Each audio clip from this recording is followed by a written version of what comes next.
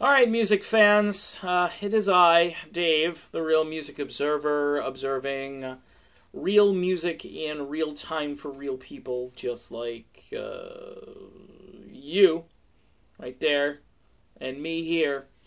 So Jonathan Cain has a book coming out. It's coming out on May 1st. I believe the book is called something like Don't Stop Believing. And I've got some information here.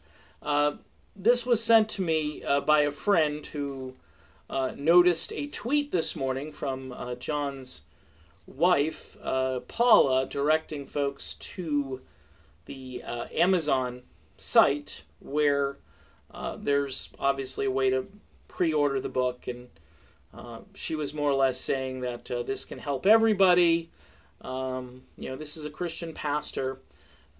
This is a song that has the smell of wine and cheap perfume in it. Okay, so a couple of things I want to talk about here, and this may be a two-part video, I'm not sure. By the way, you can help me out on Patreon.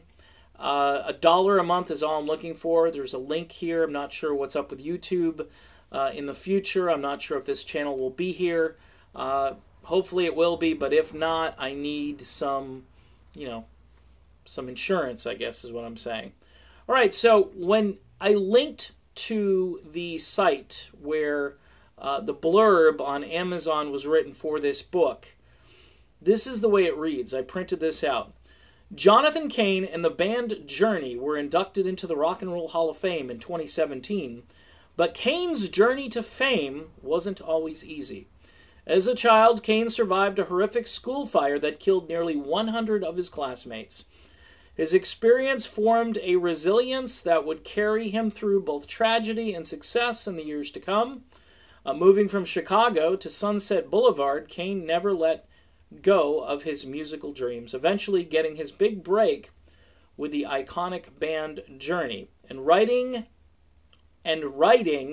the songs that would become the soundtrack of a generation. And writing, I'm going to say it again, the songs that would become the soundtrack of a generation.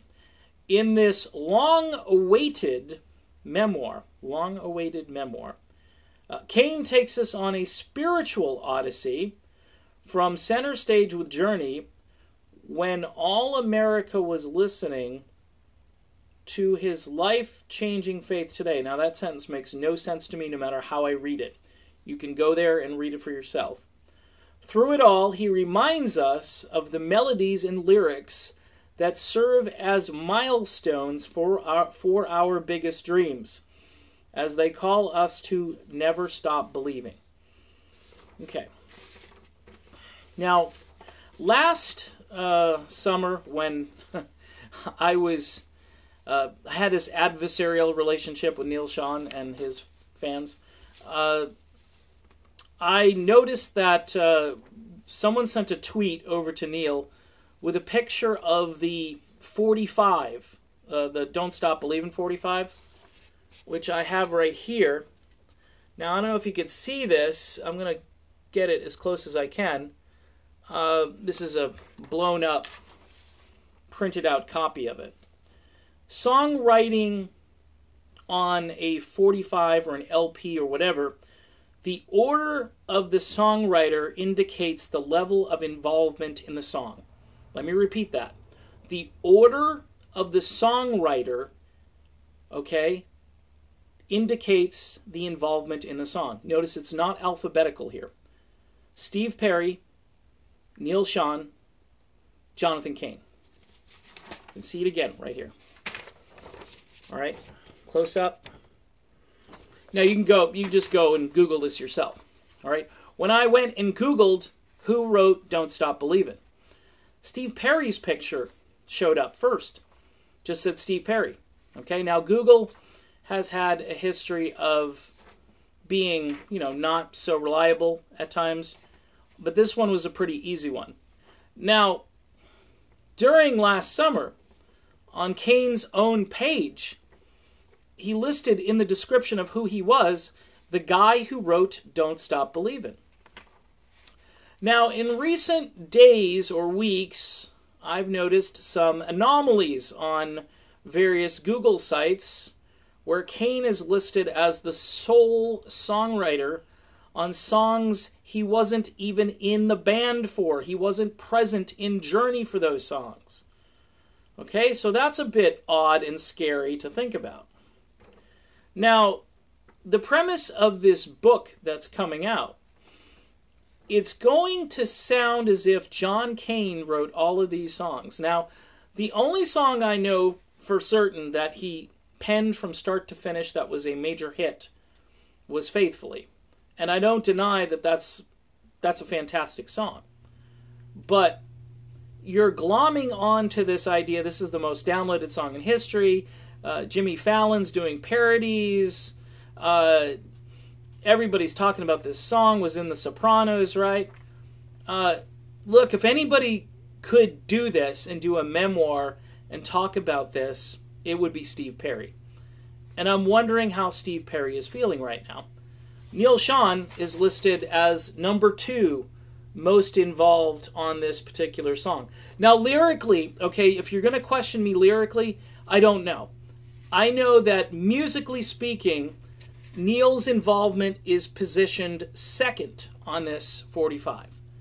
And that's significant. You can't claim ownership of a concept or an idea if there were 2 other people who were involved with creating that song. Not to mention all the musicians, including, Ross Valerie and Steve Smith. Now, this is beginning to be a pattern. All right, and I'm going to wrap this video up shortly, and I think I'm going to do a part 2, like I say. This is beginning to look as though we've got a lot of revisionism happening within this band. And what's really kind of, I guess, off-putting is this book comes out right at the beginning of Journey's tour with Def Leppard. May 1st is when this book will drop. To me, this just looks like publicity. It looks like publicity, and it looks like bad publicity, and it also looks like misinformation. And, for somebody who claims to be this humble servant of God, this does not look like humility to me. I mean, look at, again, if you could see the song credits, I keep holding it up because I'm shaking my head. I mean, Steve Perry, where are you, buddy? I know you don't want to get in the middle of this, but I think Steve Perry wrote more of this song than anybody.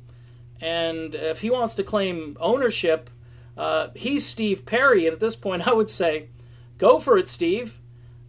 This looks like a hijacking. All right? So part 2 of this conversation coming up very shortly. In the meantime, I'm Dave. This is The Real Music Observer. I'll be back observing more real music in real time for real people just like you and just like me.